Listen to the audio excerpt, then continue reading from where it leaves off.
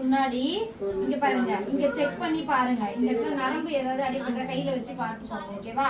அதுக்கப்புறம் இங்க மேல எங்க அவங்க குத்திக்கணும்னு நினைக்கிறாங்களோ அந்த இடத்துல டச் பண்ணி பாருங்க.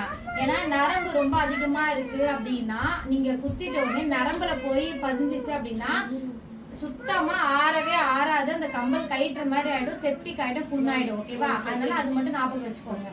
கிளைண்ட் கரெக்டா மெயின்டைன் பண்ணிட்டாங்கன்னா சீக்கிரமா ஆறிடும். இப்போ அவங்க தேங்காய் எண்ணெய் வைக்காம ரொட்டேட் பண்ணாம அப்படியே விட்டாங்கன்னா அது அப்படியே செப்டிக் ஆயிடும். ஸோ அதனால செக் பண்ணாம பண்ணாதீங்க. அதே இந்த ஷேப்ல வச்சுட்டு அவங்க எங்க வேணும், அதாவது மேலையா கீழே எங்க கேக்குறாங்களோ, இப்போ இந்த எந்த இடத்துல கட்ட குத்தணும் அந்த தோடுக்கும் இது பல்லுவும் அழகா தெரியும். நீங்க சொல்லக்கூடாது, ஓகேவா? உங்க கிளைண்ட்டுக்கு வந்து எங்க கரெக்டா வேணுமோ அங்க மார்க் பண்ணி குத்தி விடுங்க. நீங்களே சொல்லுங்க எனக்கு எங்க குத்த நல்லா இருக்கும் அப்படின்னா அப்ப வந்து நீங்க இது பண்ணிக்கோங்க, ஓகேவா? மார்க் பண்ணிடுங்க, ஓகேவா? மார்க் பண்ணிட்டு உங்க கிளைண்ட் கிட்ட ஒரு வாட்டி டைரக்டா விசிபிளா இப்படி காட்டுங்க.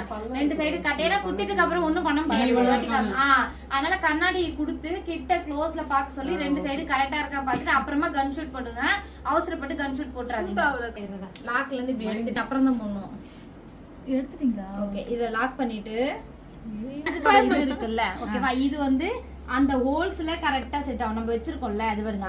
அந்த டாட்டுக்கும் இந்த கம்பலும் கரெக்ட்டா பல்லு கடிக்காதீங்க, ஓகேவா? வந்துறா செல்லகுட்டி. ஓ ஏன் டைம் ஆகுதுடா?